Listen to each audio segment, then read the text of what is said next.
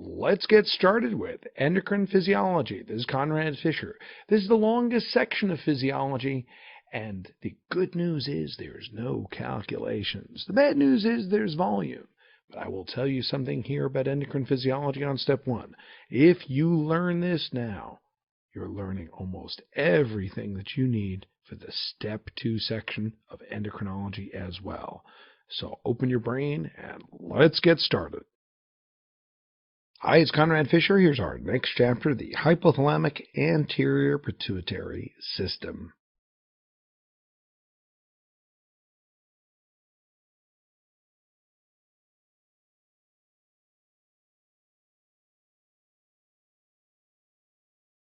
The hypothalamic anterior pituitary system shows that stimulatory hormones like corticotropin releasing hormone, thyrotropin releasing hormone, gonadotropin releasing hormone, thyrotropin releasing hormone, corticotropin releasing hormone, gonadotropin releasing hormone, growth hormone releasing hormone, releasing hormone, releasing hormone are made in the hypothalamus, and then they go down into the anterior pituitary for where the hormones are made.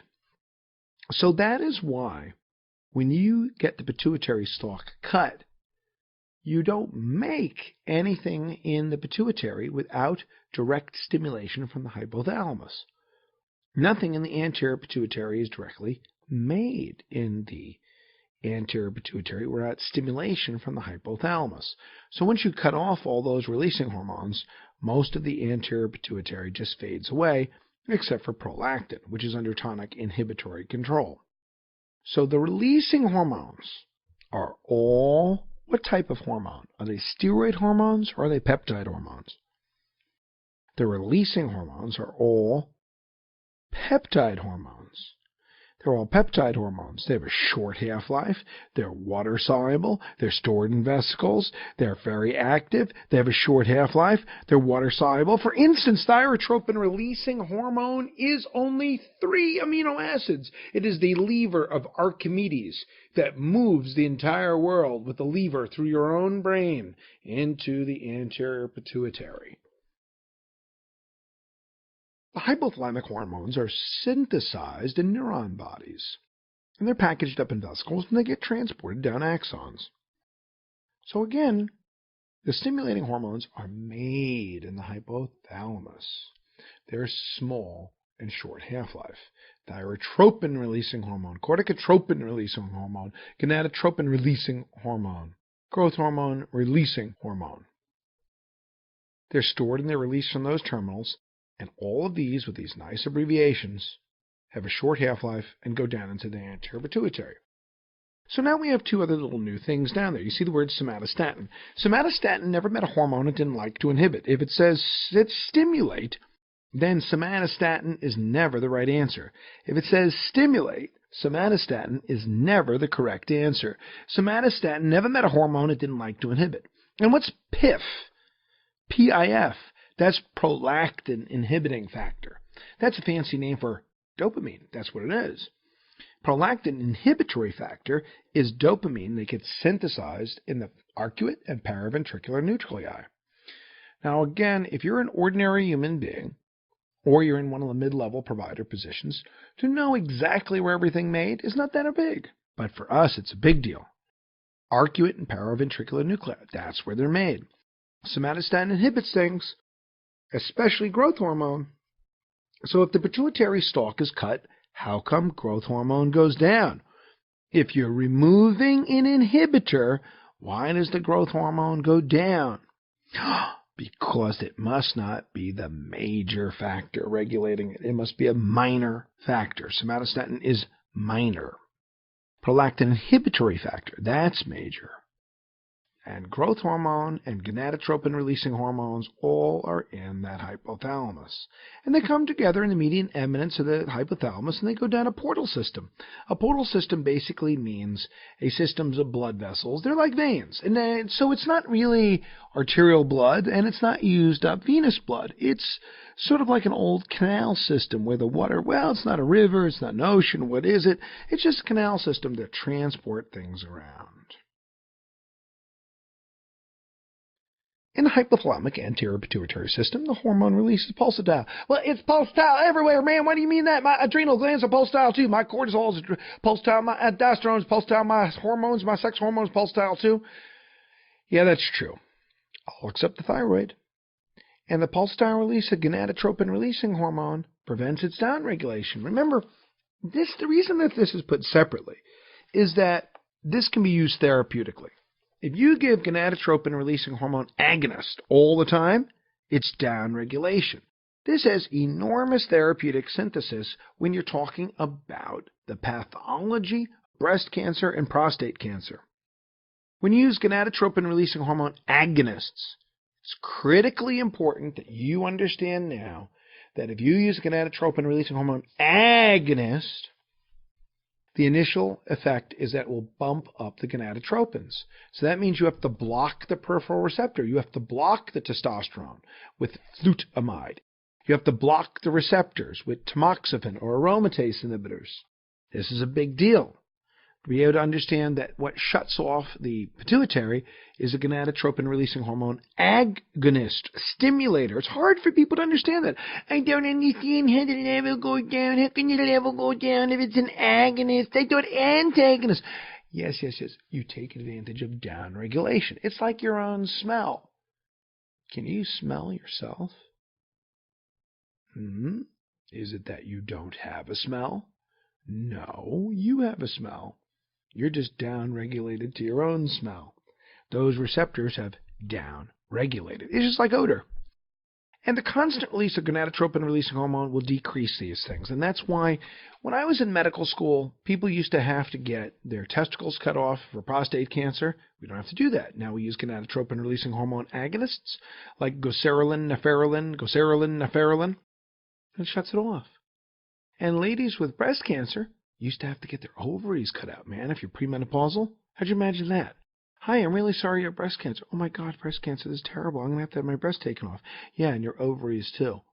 Think what that used to be like. I could take your breast and now your ovaries too? Wow.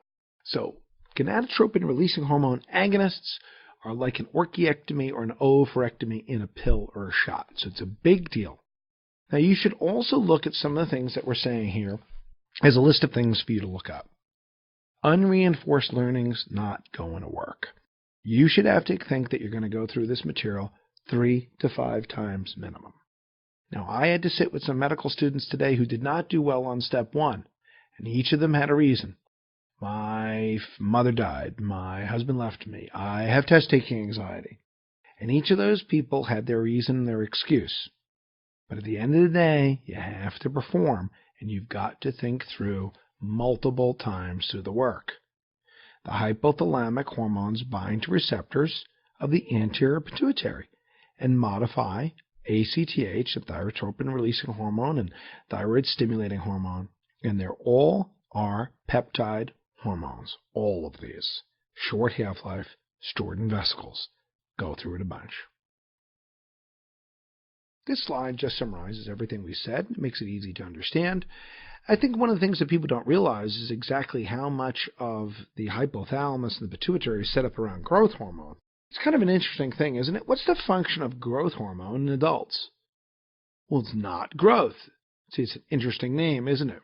In an adult, the major function of growth hormone is not growth. The major function of growth hormone in adults is it's a stress hormone. The major function of growth hormone in adults is it's stress hormone. Raises glucose and free fatty acids, an energy hormone. That's the major function in adults. Thyroid-stimulating hormone is made by the pituitary, but TSH-producing tumors are very rare. Overproductions are generally at the level of the thyroid target gland itself. Now, ACTH, that is a very common cause of hypercortisolism. And that is either adenomas or hyperplasia of the pituitary making ACTH. Why is prolactin shut off all the time? Well, why should you make milk if you're here in school, you're in class? Why put out a glass of milk now when you're not there to drink it? Are you against lactation? No, I am for lactation. So you're not anti-lactin, you're pro-lactation.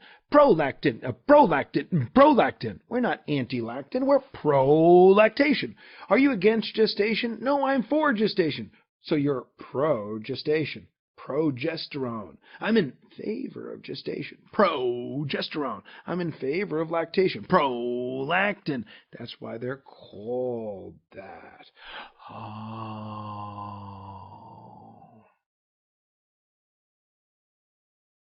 Well, it's amazing that you have one gonadotropin-releasing hormone to make both FSH and LH, isn't it?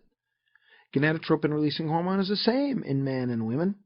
Very interesting, isn't it? Yes, it is. Now, you have the same hormone system, both men and women, the same way you have theca and granulosa cells in women and Leydig and Sertoli cells in men. But this slide on the thyrotropin-releasing hormone can be confusing for people. Thyrotropin-releasing hormone makes TSH because that's what it does normally. So why is there an arrow to prolactin? Well, this is only under conditions of pathologic excess. This is only under conditions of pathologic excess. Thyrotropin-releasing hormone only stimulates prolactin under pathologic conditions of excess. A normal person is not stimulated by prolactin to prolactin by TRH. And how do you know that? Is because I don't walk around with breast milk coming out, do I? Do I? Hang on, so let me check. Well, maybe I do. No, it wasn't me. It wasn't me. I'm not the one juicing. I swear, it's not me, man. It's not. I'm not lactating now. That's only under conditions of pathologic excess. But it does mean that you would understand why it is that people with hypothyroidism end up having excess prolactin. That's under pathologic excess. Now, the stimulation of growth hormone, ACTH, by insulin is because insulin drops the level of sugar. When you drop the level of sugar, it stimulates growth hormone and ACTH. When you drop the level of sugar, it stimulates growth hormone and ACTH. Oh, I got it. Now, testing for underproduction of pituitary hormones is very difficult because it's kind of like proving a negative. Like, prove to me that there are no hobbits in this room. Well, it's very hard to prove a negative. How do you prove that someone's underproducing something that's shut off most of the time? Remember, since they're secreted in pulsatile amounts, that means most of the time they're not being secreted. Oh. Well, how do you tell that they're underperforming then, if they're not being secreted most of the time? For instance, if you look at a lock in a door, it does not have a key in it 99% of the time. So how do you tell? You say, well, there's no keys. Why? Well, I don't see them in that lock, do you? There's no keys. I don't see them in the lock. Must be no keys in the world. No, you got to provide a stimulatory test. That's why this is difficult. How do you prove you're underproducing something? Try and stimulate it. A normal person should raise their growth hormone in response to hypoglycemia. But it's a very dangerous test, don't you think? It's kind of like saying, I'm going to prove you love me by leaving you, and then you run after me and go, I love you, I love you. Provocatory tests are dangerous and not good to do. Because what ends up happening, it's kind of like that. I never thought about it like that. You give insulin, you drop the sugar, and a normal person should raise the growth hormone. Provoke it. But it's dangerous, isn't it? I don't feel you love me. I'm going to leave you and tell you I'm leaving you, so you'll say, don't leave me, I love you. And then I leave. And your cell phone's broken at that moment, and I left, and you couldn't tell me anything. Ooh, bad. Panhypopituitarism is a very rare disease. It really comes down to, can you name me anything that destroys brain? A stroke, a tumor, trauma, infection, hypoxia, vasculitis. Well, it's really saying anything that destroys the brain of any kind, isn't it? A mark, a yen, a buck, or a pound, a stroke, a tumor, inflation, or vasculitis. So anything that destroys it, yeah, any one of them. So panhypopituitarism is not one disease. Also, what people don't understand is the tumor doesn't have to be in the pituitary. Endocrine organs are very delicate. If you squeeze them, they don't produce. So that's why it is that a tumor anywhere nearby that compresses the gland is rather like stepping on a flower. It can't bloom if you're squeezing it now. So the sequence as a loss of function is not as important as it is of saying that you can lose any one of those things. And it's very hard to get an isolated underproduction of just one of them. It's very hard. In other words, you can have an isolated overproduction the same way that you can have things that are just one particular type of cell just decides to overproduce, but isolated underproduction is very rare. Isolated deficiency is difficult. Sometimes happen with growth hormone. Kalman syndrome is a specific genetic defect where you have cellular dropout just of the gonadotropins of LH and FSH. Remember, anosmia. It's easy to remember that. Okay, who do you get to go out with somebody who has Zenker's diverticulum? Smelly. Get someone with Kalman syndrome. My goodness, it's like my genetic dating service. What do you get for the person who has some smelly disorder? Someone with Kalman syndrome. What do you get for the man who has everything on his birthday? Ceftriaxone, azithromycin. So these are genetic problems where you have underproductions. And the others, as isolated, are very rare. Most hypopituitarism is panhypopituitarism.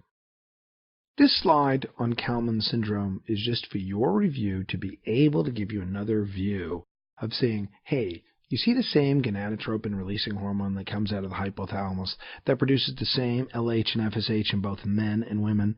I do got to wonder, is it really true that testicles are blue and ovaries are red? I do wonder if this is color-coded on purpose like that. Also, why are the testicles going up and down and the ovaries are going side to side? I don't know, but that's accurate, though. That's accurate. So this is saying that in Kalman syndrome, you are losing the gonadotropins, you're losing the FSH and LH. And that's to distinguish it from a different form of hypogonadism called Klinefelter's. In Klinefelter's, you have excess LH and FSH. In Klinefelter's, you have excess LH and FSH, yet you still don't have gonadotropins, you don't have the production of the testosterone. In Kalman syndrome, you don't have the production of the testosterone because you're missing the LH and FSH. They both come to the same effect, low testosterone, but one is low gonadotropins and the other has the gonadotropins but don't make the hormone. The term gonadotropin and LH and FSH are synonymous. Tropin, tropic means growing. Gonad, growers. Gonad, fertilizers. Gonadotropin is the same thing as saying LH and FSH. When I was in medical school, I understood what LH and FSH were, but I was like, what's this gonadotropin? The same way I understood what aldosterone was, but then they used to say mineralocorticoid, and I thought they were talking about someplace else. Mineralocorticoid is aldosterone. The mineral is sodium. A craniopharyngioma is wow, it sounds terrible, doesn't it? Craniopharyngioma sounds horrible. So look, it's a tumor affecting the hypothalamic pituitary system, and it just squishes things. It's really saying pituitary squisher. Apretemi mi pituitary. That's all it is. Just give me pituitary an abnormal squeeze. My pituitary. That's it, an abnormal squeeze. Sheehan syndrome, it's a classic, isn't it? It's amazing. It's like that question about what happens when you get your pituitary stalk cut, and you go, which is the only one that goes up, and you say prolactin, you feel so good about yourself. So the pituitary enlarges during pregnancy, and then when the blood supply is removed, it involutes, it infarcts, Sheehan syndrome. It's a fancy way of just saying, give me a cause of panhypopituitarism. And Sheehan syndrome takes advantage of the fact that it's really saying, do you understand that in pregnancy your blood volume goes up by 50%? Why does a pregnant lady's plasma volume go up by 50%? The answer is that there is an increase in your ADH. And the increase in ADH increases water absorption. So you end up having a 50% increase in plasma volume. that 50% increase in plasma volume makes it so that also the hematocrit goes down. So what we want is more volume with less viscosity in a pregnant woman. Now that also enlarges the pituitary, and sometimes what happens when there's a sudden loss of that perfusion, it infarcts and involutes. That's Sheehan syndrome. And it's associated with severe blood loss that leads to an arterial spasm and necrosis, panhypopituitarism. What causes an adenoma? Now, adenoma, to overlap with pathology, adenoma is functional. Carcinoma is not. Adenoma can make things. Carcinoma does not. The same way, have you ever heard of testosterone-secreting tumors? No, because that's not a disease. So, but you can have adenomas that are functional in almost all of them. Overproductions except, believe it or not, estrogen and testosterone. You ever heard of an estranoma? No, it's a good thing. But all except sex hormones, it's not a good thing. So adenomas always mean functional, and they always mean remove. Pheochromocytoma is an adenoma. Remove the adrenal. Cushing syndrome or hypercortisolism, whether it's an adenoma in the pituitary or an adenoma in the adrenal, remove. Aldosteronoma. Why don't we call it aldosterona? My aldosterona. Aldosteroma? No. Conn syndrome is an aldosterone-producing adenoma. Acromegaly is a growth hormone-producing adenoma. Cushing's disease is an ACTH or cortisol-producing adenoma. Pheochromocytoma is an adenoma. Remove it. Remove it. All of them remove. Well, yeah, the same way there are more children than there are adults. Did you know that? There are more people under the age of 18 alive on planet Earth today than in the history of the world combined. That's right. Micro. They start micro and they become macro later on. So micro is smaller. Also, when in medical school they told you that the most common presentation of pituitary lesions was by temporal hemianopsia from pressing on the optic chiasm, what's the proper word for this? They're wrong, because micro is more common than macro, and microadenomas can't cause mass effect, because that's why we call them micro. Macroadenomas are less common. Now, who is more likely to come to attention first, men or women with pituitary lesions? Who comes to attention first? Let's see. One person misses an erection, the other person misses a period. Who do you think is likely to get more concerned? Help me, help me, oh my God, I missed one erection this week. Or, help me, I'm missing a period. What do you think would catch your attention more? A missed period or one missed erection? I think a missed period would catch your attention more. That's why women come more often earlier. Men come with larger ones later because the guys don't jump up out of bed in the morning and go, I think I'll go run to the doctor and tell him I'm having erectile dysfunction. That's delayed. A lot of people will never even tell you about it unless you specifically ask. But women come earlier because women are more likely to have a microadenoma. Now, what the most common manifestation? Hypogonadism. Ooh, but not for the reason you think. What is the reason for the hypogonadism? Prolactin. Yes, this is the point. The most common is microadenomas, and the most common microadenoma is prolactinoma. That's the most common microadenoma. And why does prolactin cause you to have low gonadism? Because prolactin inhibits LH and FSH. Did you know that? Prolactin inhibits LH and FSH and inhibits gonadotropin-releasing hormone. That's the mechanism of why women who are breastfeeding don't have periods. Why is breastfeeding such a tremendously good contraceptive?